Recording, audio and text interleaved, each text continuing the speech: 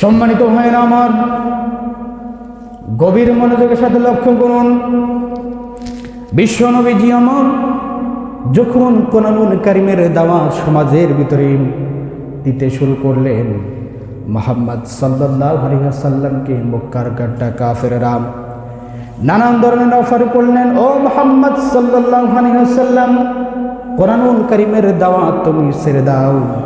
কোরআনুল কারীমের দাওয়াত দেওয়ার কারণে যদি তুমি এই আশা করে থাকো যে এই দাওয়াতের বিনিময় তুমি মক্কার ভিতরে সবচাইতে প্রভাবশালী নেতা হতে চাও, তাহলে আমরা তোমাকে এই মক্কার জমিনের প্রভাবশালী নেতা বানিয়ে দেই।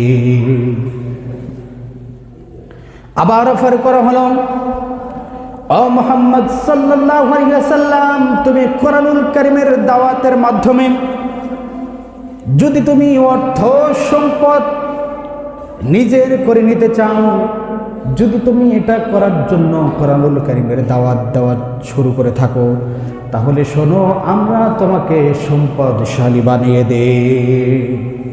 আবার অফার করা হলো, ও মুহাম্মদ সাল্লাল্লাহু আলাইহি ওয়াসাল্লাম, তুমি এই কোরআনুল কারীমের দাওয়াত দেওয়ার মাধ্যমে যদি এরকম নিয়োগ করে থাকো যে তুমি এই মক্কার ভিতরে সবচাইতে সুন্দরী রমণীকে তুমি বিবাহ করবে, তাহলে আমরা তোমাকে এই মক্কার জমিনের সবচাইতে সুন্দর রমণী তোমার সঙ্গে বিবাহ বন্ধনে আবদ্ধ করে দেই। তারপরও তুমি কোরআনুল কারীমের দাওয়াত থেকে পিছপা থাকো, কোরআনুল কারীমের দাওয়াতটাকে বন্ধ করে দাও। সরকারে দু আলম রাহমাতুল লিল আলামিন জনাব মুহাম্মদ রাসূলুল্লাহ সাল্লাল্লাহু আলাইহি ওয়াসাল্লাম ওই সমস্ত কাফেরদের অফারটাকে ডিনাই করলেন, গ্রহণ করলেন না। মক্কার ওই সমস্ত কাফেরদেরকে ডাক দেয়া বলেন, মক্কার কাট্টা কাফেররা, তোমরা শোনো, তোমরা যদি অর্থ সম্পদের দিক থেকে শুধু নয়, যদি ওই আসমানের চাঁদটাকে যদি আমার এক হাতে দাও, আর এক হাতে যদি আমার ওই সূর্যটা যদি আমার এক হাতে দিয়ে দাও, ও মক্কার কাট্টা কাফেররা, তোমরা তো এটা পারবে না।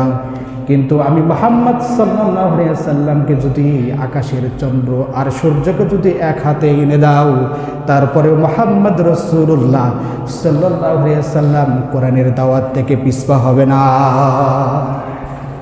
সুবহানাল্লাহ বলতে পারলেন না? আমরা তো সাধারণত নানান ধরনের অফার যদি পেতাম, তাহলে তো আমরা কিসের ইসলাম, কিসের দিন, কিসের ঈমান, সব কিছু বিক্রি করে দিয়ে তো আমরা তো ওই সম্পদের মোহে দৌড়াই, ঠিক কিনা? বন্ধুগণ আমার, ভাই আমার, ভালো করে লক্ষ্য করুন। মুহাম্মদ রাসূলুল্লাহ সাল্লাল্লাহু আলাইহি ওয়াসাল্লামকে যখন নানান ধরনের অফার দেওয়া হলো, মুহাম্মদ সাল্লাল্লাহু আলাইহি ওয়াসাল্লামকে কোরআনের দাওয়াত থেকে দূরে সরে রাখা গেল না। এমন সময় মক্কার কাটা কাফেররা আবার একটা চক্রান্ত শুরু করলো। মুহাম্মদ রাসূলুল্লাহ সাল্লাল্লাহু আলাইহি ওয়াসাল্লাম যখন দিনের দাওয়াত দেওয়া শুরু করলেন, দিনে দিনে যখন মুহাম্মদ রাসূলুল্লাহ সাল্লাল্লাহু আলাইহি ওয়াসাল্লামের দলের লোক বৃদ্ধি পাওয়া শুরু করল, দিনে দিনে পথহারা মানুষেরা যখন পথের সন্ধান পাওয়া শুরু করে দিল, আমার ভাইরা, আমার বন্ধুগণ, এরকম করে করে দিনে দিনে মানুষেরা যখন ইসলামের পথে, কোরআনের পথে অবিচল হয়ে দিনে দিনে ইসলামের পথে, কোরআনের পথে লোক সংখ্যা যখন বৃদ্ধি পাওয়া শুরু করে দিল, আমার ভাইরা, আমার বন্ধুগণ, এমন সময় লক্ষ্য করুন, বিশ্বনবীর এই কোরআনুল কারীমের উৎস জানার জন্য কাফেররা চেষ্টা করল যে মুহাম্মদ সাল্লাল্লাহু আলাইহি ওয়াসাল্লাম আসলে যে কোরআনের কথা বলেন, আসলে এই কোরআনটা মুহাম্মদ সাল্লাল্লাহু আলাইহি ওয়াসাল্লাম কোথা থেকে পান, কে তাকে শিখিয়ে দেন, এটা জানার জন্য কাফেররা তন্ন তন্ন হয়ে মুহাম্মদ সাল্লাল্লাহু আলাইহি ওয়াসাল্লামের বিরুদ্ধে গোয়েন্দাগিরি শুরু করে দিল। গোয়েন্দাগিরি শুরু করে দিল যে মুহাম্মদ সাল্লাল্লাহু আলাইহি ওয়াসাল্লাম কোরআনের নামে যেই কথাগুলো বলেন, আসলে এই কথাগুলো তিনি কোথা থেকে শিখেন, কে তাকে শিখিয়ে দেন। না কোনো জিন শিখিয়ে দেন, না কোনো কবির কাছ থেকে ট্রেনিং নেন, না কোনো লোক এসে তাকে শিক্ষা দেয়। এটা জানার জন্য, কোরআনুল কারীমের উৎস জানার জন্য কাফেররা চেষ্টা করলাম যে মুহাম্মদ সাল্লাল্লাহু আলাইহি ওয়াসাল্লাম কোরআনের নামে যেই কথাগুলো বলেন, আসলে এই কথাগুলো কোথা থেকে তিনি পান, তিনি কিভাবে এই কথাগুলো রচনা করেন, আসলে কি তিনি কবি হয়ে গেছেন, নাকি তিনি জাদুকর হয়ে গেছেন, নাকি কেউ তাকে শিক্ষা দিচ্ছেন, এটা জানার জন্য কাফেররা মুহাম্মদ রাসূলুল্লাহ সাল্লাল্লাহু আলাইহি ওয়াসাল্লামের বিরুদ্ধে গোয়েন্দা লাগিয়ে দিল, গোয়েন্দা ফিট করে দিল। দেখো তো মুহাম্মদ সাল্লাল্লাহু আলাইহি ওয়াসাল্লাম এই যে কোরআনের নামে যেই কথাগুলো বলেন, তিনি এটা কোথার থেকে আবিষ্কার করেন, কোথার থেকে পান, এটা জানার জন্য মুহাম্মদ সাল্লাল্লাহু আলাইহি ওয়াসাল্লামের বিরুদ্ধে গোয়েন্দাগিরি শুরু হয়ে গেল। বন্ধুগণ আমার, ভাইয়ের আমার, মজার ব্যাপার হলো সেই গোয়েন্দাদের লিডার হিসাবে 4 জনকে নিযুক্ত করা হলো। 4 জন কাফের বিশ্বনবীর বিরুদ্ধে গোয়েন্দাগিরি শুরু করে দিলেন যে মুহাম্মদ সাল্লাল্লাহু আলাইহি ওয়াসাল্লাম কোরআনের নামে যেই কথাগুলো বলেন, আসলে এই কথাগুলো মুহাম্মদ সাল্লাল্লাহু আলাইহি ওয়াসাল্লাম কোথা থেকে পান, আসলে কি রব্বুল ইজ্জত ওয়াল জালালের পক্ষ থেকে মহাগ্রন্থ কোরআনুল কারীম বিশ্ব নবীর উপরে নাজিল হয়, নাকি কেউ তাকে গোপনে গোপনে এই কোরআনুল কারীম নামের এই বার্তা বাহকগুলো কেউ তাকে শিখিয়ে দেয়। এটা জানার জন্য মুহাম্মদ সাল্লাল্লাহু আলাইহি ওয়াসাল্লামের বিরুদ্ধে গোয়েন্দা নিযুক্ত হয়ে গেলেন 4 জন কাফের। কয়জন? চিল্লা বলেন, কয়জন? 4 জন কাফের নিযুক্ত হয়ে গেলেন। তার মধ্যে প্রথম নাম্বার গোয়েন্দাগিরি শুরু করলেন আবু জাহেল। নাম কি? নাম কি? প্রথম নাম্বারে আবু জাহেল গোয়েন্দাগিরি শুরু করে দিল। আবু লাহাব গোয়েন্দাগিরি শুরু করে দিল। উতবা গোয়েন্দাগিরি শুরু করে দিল। সাইবা গোয়েন্দাগিরি শুরু করে দিল। 4 জন বিশ্বনবীর বিরুদ্ধে গোয়েন্দাগিরি শুরু করলেন। 4 জনের একটা কমিটি গোয়েন্দাদের প্রধান হলেন, হেড হলেন। তাদের মধ্যে আবু জেহেল, আবু লাহাব, উতবা, সাইবা, মুগিরা, ওয়ালিদ, এরকম করে মক্কার যতগুলো কাফের আছে সমস্ত কাফেরদের ভিতরে গোয়েন্দাদের লিডার হলেন 4 জন কাফের। কয়জন? 4 জন কাফের বিশ্বনবীর বিরুদ্ধে গোয়েন্দাগিরি শুরু করে দিলেন যে মুহাম্মদ সাল্লাল্লাহু আলাইহি ওয়াসাল্লাম আসলে কোরআনের নামে যে কথাগুলো বলেন, আসলে এই কথাগুলো কোথা থেকে পান। আপনারা বলুন তো, এই কথাগুলো কার কথা? চিল্লা বলতে হবে, কার কথা? আল্লাহর কথা। পৃথিবীতে কোন মানুষ কোরআনের মতো করে আরেকটা কোরআন কেউ কখনো রচনা করতে পারবে? পারবে নাকি? বন্ধুগণ আমার, ভাইয়ের আমার, বিশ্বনবীর বিরুদ্ধে গোয়েন্দাগিরি শুরু হয়ে গেল। মুহাম্মদ রাসূলুল্লাহ সাল্লাল্লাহু আলাইহি ওয়াসাল্লাম কোরআনের নামে যেই কথাগুলো পান, কোরআনের নামে যেই কথাগুলো বলেন, আসলে এই কথাগুলো কে তাকে শিখিয়ে দেয়? না কোনো জাদুকরের কাছ থেকে টেলিং নেন, নাকি কোনো জিনের কাছ থেকে জিন তাকে শিখিয়ে দেয়? এরকম করে বিশ্বনবীর বিরুদ্ধে গোয়েন্দাগিরি যখন শুরু হয়ে গেল, আমার ভাইরা, আমার বন্ধুগণ, আবু জেহেল, আবু লাহাব, উতবা, সাইবা গোয়েন্দাদের 4 জন লিডার, এই 4 জন লিডার মুহাম্মদ রাসূলুল্লাহ সাল্লাল্লাহু আলাইহি ওয়াসাল্লামের বিরুদ্ধে গোয়েন্দাগিরি শুরু করে দিলেন। আমার ভাইরা, আমার বন্ধুগণ, এরকম করতে মুহাম্মদ রাসূলুল্লাহ সাল্লাল্লাহু আলাইহি ওয়াসাল্লাম যেখানে শুয়ে থাকেন তার শয়ন গৃহের চতুর্দিকে এই মক্কার শ্রেষ্ঠ মানের কাফের গোয়েন্দাদের লিডার আবু জেহেল, আবু লাহাব, উতবা, সাইবা, এরকম 4 জন কাফের মুহাম্মদ রাসূলুল্লাহ সাল্লাল্লাহু আলাইহি ওয়াসাল্লামের রাত্র গভীর রজনীতে বিশ্বনবী জনাব মুহাম্মদ রাসূলুল্লাহ সাল্লাল্লাহু আলাইহি ওয়াসাল্লামের ঘরের চারপাশে দাঁড়িয়ে গেল যে মুহাম্মদ রাসূলুল্লাহ সাল্লাল্লাহু আলাইহি ওয়াসাল্লাম কি রাতের বেলা কেউ কোনো কিছু শিখিয়ে দেয় নাকি? 4 জন কাফের বিশ্বনবীর ঘরের চারকানিতে দাঁড়িয়ে গেল। বন্ধুগণ আমার, ভাইরা আমার, বিস্তারিত ব্যাখ্যায় যেতে পারবো না, এখানে কিছু শিক্ষণীয় বিষয় আছে, সেই শিক্ষাগুলো আপনাদের সামনে উপস্থাপন করার জন্য কথাগুলো বলছি। বন্ধুগণ আমার, ভাইরা আমার, বিশ্বনবীর বিরুদ্ধে যখন গোয়েন্দাগিরি শুরু হয়ে গেল, বিশ্বনবীর যখন কোরআনুল কারীমে রাত্র গভীর রজনীতে মুহাম্মদ রাসূলুল্লাহ সাল্লাল্লাহু আলাইহি ওয়াসাল্লাম যখন রাত্র গভীর রজনীতে কোরআনুল কারীম তেলাওয়াত করতেছেন, এমন সময় মক্কার ওই গোত্রপ্রধান নেতাদের ভিতর থেকে গোয়েন্দাদের লিডার 4 জন চলে গেলেন মুহাম্মদ রাসূলুল্লাহ সাল্লাল্লাহু আলাইহি ওয়াসাল্লামের ঘরের 4টা কোনায় দাঁড়িয়ে গেলেন। মুহাম্মদ রাসূলুল্লাহ সাল্লাল্লাহু আলাইহি ওয়াসাল্লাম যখন রাত্র গভীর রজনীতে কোরআনুল কারীম তেলাওয়াত করতেছেন,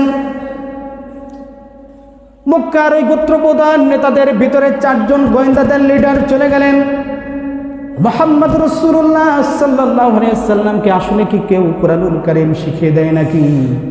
এটা জানার জন্য যখন চলে গেলেন আমার ভাইরা, আমার বন্ধুগণ, মুহাম্মদ রাসূলুল্লাহ সাল্লাল্লাহু আলাইহি ওয়াসাল্লাম যখন কোরআনুল কারীম তেলাওয়াত শুরু করে দিলেন, এই চারটা কাফের কোরআনুল কারীম শুনতে শুনতে সারাটা রাত চলে গেল, কিন্তু একটা বারের জন্য তিনি এই গোয়েন্দাগিরি করার জন্য দুঃসাহস পেলেন না।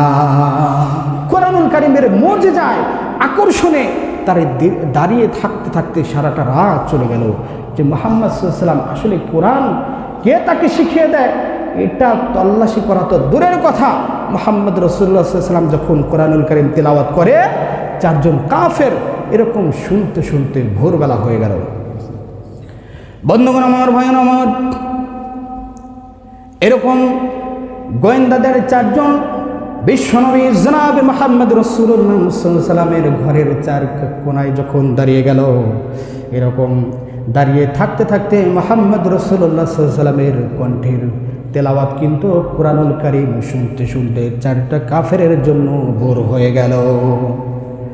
চারজন কাফের চিন্তা করলাম, আমরা আসছিলাম গোয়েন্দাগিরি করার জন্য, কিন্তু কোরআনুল কারীমের কি এমন আজীব মুজিজা, কোরআনুল কারীম যতই শুনি ততই ভালো লাগে, যতই শুনি ততই ভালো লাগে।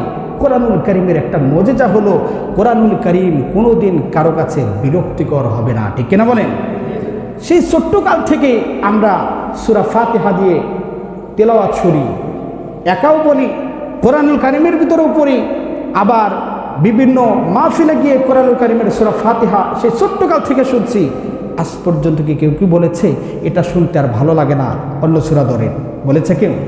এটা হচ্ছে কোরআনুল কারীমের জীবন্ত এক মুজিজা। আল্লাহু আকবার বলেন।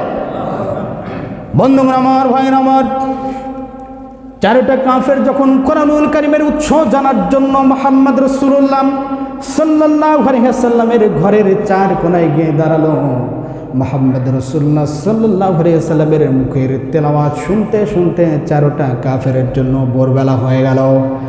এমন সময় আবু জেহেল চিন্তা করল, আর দাঁড়ানো ঠিক হবে না, কারণ আমরাই যদি মুহাম্মদ রাসূলুল্লাহ সাল্লাল্লাহু আলাইহি ওয়াসাল্লামের কণ্ঠে কোরআনুল কারীম মনোমুগ্ধ হয়ে শুনতে থাকি, তাহলে আমাদের যারা অনুসরণ করে তারা বলবে যে আমাদের নেতারাই তো মুহাম্মদ সাল্লাল্লাহু আলাইহি ওয়াসাল্লামের মুখে কোরআনুল কারীমের তেলাওয়াত শুনে, সুতরাং আমরাও শুনি।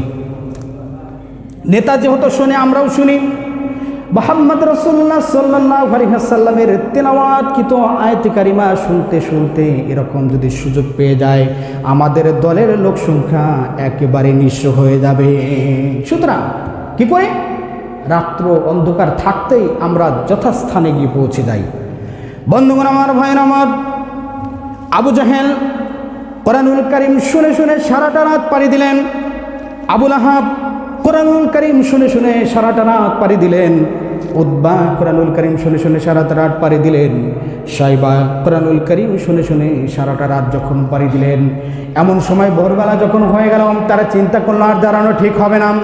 যখন যার যার বাড়ির দিকে রওনা হয়ে গেল, বন্ধুগণ আমার, ভাইয়ের আমার, একজন আর একজনের সঙ্গে যখন দেখা হয়ে গেল, তারা তখন বলা বলি করতে শুরু করলো, তুমি মুহাম্মদ সাল্লাল্লাহু আলাইহি ওয়াসাল্লামের বিরুদ্ধে যে গোয়েন্দাগিরি শুরু করতে গিয়েছিলে, কোরআনুল কারীম কোথা থেকে পান এটা জানার জন্য যে তুমি গিয়েছিলে, আসলে তুমি কতটুকু বুঝলে যে মুহাম্মদ সাল্লাল্লাহু আলাইহি ওয়াসাল্লাম কোরআনুল নামে যেই কথাগুলো বলেন এই কথাগুলো তিনি কোথা থেকে পান? আবু জেহেল বলল, আমি তো কিছুই বুঝলাম না, আমি তো গোয়েন্দাগিরি করে কার্যক্রম শুরু করতে যাব, এমন সময় মুহাম্মদ রাসূলুল্লাহ সাল্লাল্লাহু আলাইহি ওয়াসাল্লামের মুখের যখন কোরআনুল কারীমের তেলাওয়াত শুরু হয়ে গেল, সেই যে দাঁড়িয়ে গেলাম, দাঁড়িয়ে থাকতে থাকতে সারাটা রাত কেমনে পারি হয়ে গেছে আমি জানি না, সারাটা রাত পারি হয়ে গেল কোরআনুল কারীম শুনে শুনে। আবুল হাবকে ডাক দিয়ে বলেন, তুমি কি পেলে যে তিনি মুহাম্মদ সাল্লাল্লাহু আলাইহি ওয়াসাল্লাম কোরআনের নামে যে কথাগুলো বলেন এই কথাগুলো তিনি কোথা থেকে বলেন? আবু জেহেলকে ডাক দিয়ে বলো, নেতাজি আমারও তো একই কথা। সাইবাকে ডাক দেওয়া বলা হলো, সাইবা তুমি কে পেলে? বলে, আমারও তো একই কথা, মুহাম্মদ সাল্লাল্লাহু আলাইহি ওয়াসাল্লামের কাছে যখন গিয়েছি, কোরআনুল কারীমের তেলাওয়াত যখন শুনতে শুরু করলাম, শুনতে শুরু করেছি, বাট সময় কখন চলে গিয়েছে আমরা কেউ টের পাই নাই। বন্ধুগণ আমার, ভাইয়ের আমার, পরের দিনে রাত্র যখন গভীর হয়ে গেল, আবার গোয়েন্দাগিরি শুরু করার জন্য তারা চলে গেলেন বিশ্বনবী জনাব মুহাম্মদ রাসূলুল্লাহ সাল্লাল্লাহু আলাইহি ওয়াসাল্লামের ঘরের চার কোনায় গিয়ে আবার তারা দাঁড়িয়ে গেল। এরকম করে করতে বিশ্বনবীর কণ্ঠে কোরআনুল কারীম শুনতে শুনতে সারাটা রাত কাফেরদের জন্য শেষ হয়ে গেল। পরের দিন সকালবেলা যখন শুরু হয়ে গেল, এমন সময় আবু জাহেল আবার গোয়েন্দা কমিটির সময় যখন পরামর্শ বোর্ড গঠন করলেন, আমার ভাইরা সবাইকে যখন জিজ্ঞাসা করলো কি পেলে মুহাম্মদ সাল্লাল্লাহু আলাইহি ওয়াসাল্লাম আসলে কোরআনের নামে যে কথাগুলো বলেন এটা কি কোনো জাদুকরের কাছ থেকে কোনো জাদুবিদ্যা নাকি এটা জিনে তাকে শিখিয়ে দিচ্ছে নাকি এটা কোথার থেকে তিনি পান? এই উৎস জানার জন্য তো আমরা গোয়েন্দাগিরির একটা টিম গঠন করেছি। আসলে তোমরা কি পেলে বলো তো? চারজন কাফের একে অপরকে বলাবলি শুরু করে দিল। আমরা মুহাম্মদ সাল্লাল্লাহু আলাইহি ওয়াসাল্লামের যেই তথ্যগুলো পেলাম, আসলে এই তথ্য হচ্ছে মুহাম্মদ রাসূলুল্লাহ সাল্লাল্লাহু আলাইহি ওয়াসাল্লামকে এই কোরআনের নামে যেই কথাগুলো বলেন, এই কথাগুলো কোনো জিনে শিখে দেওয়া কোনো কথা না। আল্লাহু আকবার বলেন। এই কথাগুলো কোনো জিন শিখে দিতে পারে না। এই কথাগুলো কোনো জাদুকরের শিক্ষণীয় কথা না। এই কথাগুলো মানুষের তৈরি করা না। এটা হচ্ছে মহাগ্রন্থ কোরআনুল কারীম যিনি সৃষ্টি করেছেন সেই মহান রব্বুল আলামিনের কথা। আল্লাহু আকবার বলেন। আবু জেহেল, আবু লাহাব, উতবা, শাইবা তারা বললেন তাহলে এখন কি করা যায়? আমরা তো বুঝলাম যে আসলে মুহাম্মদ সাল্লাল্লাহু আলাইহি সাল্লাম কোরআনের নামে যে কথাগুলো বলেন এই কথাগুলো মানুষের রচিত কিতাব না, এটা মহা রব্বুল আলামিন আল্লাহ ইজ্জত ওয়াল জালালের নাজিলকৃত কোরআনুল কারীম। আল্লাহু আকবার বলেন। বন্ধুগণ আমার, ভাইয়ের আমার, চারটা কাফের বললাম তাহলে আরেকটা রাত আমরা চলে যাব মুহাম্মদ সাল্লাল্লাহু আলাইহি সাল্লামের কাছে। আসলে তিনি কোথা থেকে শেখেন এটা জেনে আমরা শেষ একটা অবস্থানে চলে আসব। আমার ভাইরা, আমার বন্ধুগণ, এরকম করতে করতে চারটা কাফেরের জন্য প্রতিটা রাত শুধু কোরআনুল কারীম শেখে। কোরআনুল কারীম শুনে চারটা কাফের কোনো তথ্য বের করতে পারে নাই। কোনো তথ্য যখন বাড়ালো না, এমন সময় আবু জেহেল একটা সিদ্ধান্ত বলল, শোনো, আমরা মুহাম্মদ সাল্লাল্লাহু আলাইহি ওয়াসাল্লামের কোরআনুল কারীম যদি শুনে আমরাই যদি মুহাম্মদ সাল্লাল্লাহু আলাইহি ওয়াসাল্লামের দিকে আকৃষ্ট হয়ে যাই, তাহলে আমাদের তো কেউ নেতৃত্ব কর্তৃত্ব কেউ মেনে নেবে না। সুতরাং এই কোরআনুল কারীম আর শুনতে যাব না। কোরআনুল কারীম আর আমরা শুনতে যাব না। বন্ধুগণ আমার, ভাইয়ের আমার, একটু গভীর মনোযোগ। এখন শিক্ষণীয় বিষয়। মুহাম্মদ রাসূলুল্লাহ সাল্লাল্লাহু আলাইহি ওয়াসাল্লামের কোরআনুল কারীম শোনা থেকে যখন চারটা কাফের এরকম একটা প্রতিজ্ঞা করলো আর কোরআনুল কারীম শুনতে যাব না, এরকম করে করে যখন চারটা কাফের আবু জাহেলের হাতে যখন শপথ করলাম, আবু জাহেল রাত্র গভীর রজনী যখন হয়ে গেল, আবু জাহেল চিন্তা করলাম আমার নেতৃত্বের প্রভাব তিনটা কাফেরের উপরে প্রভাব বিস্তার করবে, কেউ তো আর কোরআনুল কারীম শুনতে আসবে না। সুতরাং আজকে আমি যাব মুহাম্মদ রাসূলুল্লাহ সাল্লাল্লাহু আলাইহি ওয়াসাল্লামের মুখে কোরআনুল কারীম তেলাওয়াত শুনব। চারটা কাফের একই অবস্থা, বললেন আজকে হয়তো আবু জেহেল আসবে না। শাইবা বললেন আজকে হয়তো আবু জেহেল আসবে না। আবু জেহেল মনে করলেন যে আজকে হয়তো শাইবা, মুগিরা এরা আসবে না। সুতরাং আজকে মজা করে কোরআনুল কারীমের তেলাওয়াত শুনবো মুহাম্মদ রাসূলুল্লাহ সাল্লাল্লাহু আলাইহি ওয়াসাল্লামের কণ্ঠে। আল্লাহু আকবার বলেন। বন্ধুগণ আমার, ভাইরা আমার, কিন্তু পরক্ষণে দেখা গেল আবু জেহেল কোরআনের আকর্ষণে মুহাম্মদ রাসূলুল্লাহ সাল্লাল্লাহু আলাইহি ওয়াসাল্লামের ঘরের একটা কোণায় দাঁড়িয়ে গেলেন। শাইবা একই কাজ করলেন, মুগিরাও একই কাজ করলেন। এরকম করে করে চারটা কাফের যখন এসে গেলেন, মুহাম্মদ সাল্লাল্লাহু আলাইহি ওয়াসাল্লামের কণ্ঠে কোরআনুল কারীম শুনলেন। আমার ভাইরা, আমার বন্ধুগণ, পরের দিন সকালবেলায় একে অপরের সঙ্গে যখন দেখা হয়ে গেল, আবু জেহেল ডাকতে বললাম, ও নেতারাম, তোমরা গতকালকে আমার হাতে শপথ গ্রহণ করলে কোরআনুল কারীম আর শুনতে আসবে না, সুতরাং আজকে কেন তুমি চলে আসলে কোরআনুল কারীম শোনার জন্য? এবার ডাকতে বলেন, নেতাজি, সব জায়গায় নেতাগিরি চলে না, আপনি কেন কোরআনুল কারীম শুনতে আসলেন সেটা আমাদেরকে একটু বলেন। আবু জেহেল বলল, শোনো, কোরআনের আকর্ষণে যখন তোমাদেরকে ধরেছে, এই আকর্ষণ থেকে বিকর্ষিত হওয়ার জন্য একটা আইন পাশ করতে হবে। কি করতে হবে? একটা আইন পাশ করতে হবে। কোরআনের বিরুদ্ধে একটা আইন পাশ করতে হবে। বন্ধুগণ আমার, ভাইয়ের আমার, আবু জাহেল, আবু লাহাব, উতবা, সাইবা তারা যখন আন্তর্জাতিক অপরাধ ট্রাইব্যুনালে কোরআনের বিরুদ্ধে একটা আইন পাশ করলেন, ওরা কি আইনটা পাশ করলো? আল্লাহ রাব্বুল আলামিন সেই কথাগুলো কোরআনুল কারীমের ভিতরে কোট করে রাখলেন। আল্লাহ রাব্বুল আলামিন বলছেন, ওয়াকালাল্লাযীনা কাফারু লা তাসমাউ লিহাযাল কুরআনি ওয়ালগাউ ফীহি লাআল্লাকুম তাগলিবুন। ওরা আন্তর্জাতিক অপরাধ ট্রাইব্যুনালে কোরআনের বিরুদ্ধে অবস্থান নিয়ে আইন পাশ করলাম। আইনটা হচ্ছে, ওয়াকালাল্লাযীনা কাফারু, কাফেররা সিদ্ধান্ত নিল, লা তাসমাউ, তোমরা কোরআনুল কারীম শুনবে না। কোরআনুল কারীম যেখানে আলোচনা করা হবে সেখানে তোমরা হট্টগোল সৃষ্টি করো, বাধা দাও। যদি তোমরা এটা করতে পারো, অলগাউ ফীহি লাআল্লাকুম তাগলিবুন, তাহলে তোমরা অবশ্যই কাঙ্ক্ষিত সফলতা অর্জন করবে। কিন্তু পৃথিবীর ইতিহাস সাক্ষী, আবু জেহেল কোরআনের বিরুদ্ধে অবস্থান করেছিল, আইন পাশ করেছিল। কোরআনুল কারীম শোনা থেকে মানুষদেরকে দূরে রাখার জন্য নানান ধরনের আইন পাশ করে কোরআনুল কারীম শোনা থেকে মানুষদেরকে দূরে সরে রাখতে পারে নাই। ঠিক কিনা বলেন? আজও এই সমাজের ভিতরে কোরআনুল কারীমের আইন, কোরআনুল কারীম যত মানুষ শুনতে না পারে, এই জন্য আজও এই পৃথিবীর জমিনে আবুল হাবের উত্তরসূরি, আবু জেহেলের উত্তরসূরি, সাইবার উত্তরসূরি, মুগিরার উত্তরসূরি কোরআনের বিরুদ্ধে অবস্থান নিয়ে আজও তারা আইন পাশ করতে চায়। কোরআনুল কারীম যেখানে আলোচনা হয় সেখানে সর্বরকমের বাধা সৃষ্টি করো। ঠিক না বলেন? বন্ধুগণ আমার, ভাইয়েরা আমার, শেষ করে দিচ্ছি। বন্ধুগণ আমার, ভাইয়েরা আমার, আজও পৃথিবীর জমিনে নয়, বাংলার জমিনে পর্যন্ত যেখানে কোরআনুল কারীমের তাফসিরের আলোচনা করা হয় সেখানে আবু জেহেলের উত্তরসূরি এক শ্রেণীর রাম আর বামেরা কোরআনের তাফসির মাহফিলগুলোকে বন্ধ করে দেওয়ার জন্য চেষ্টা করছে। ঠিক কিনা ভাইরা? ঠিক কিনা? বন্ধুগণ আমার, ভাইরা আমার,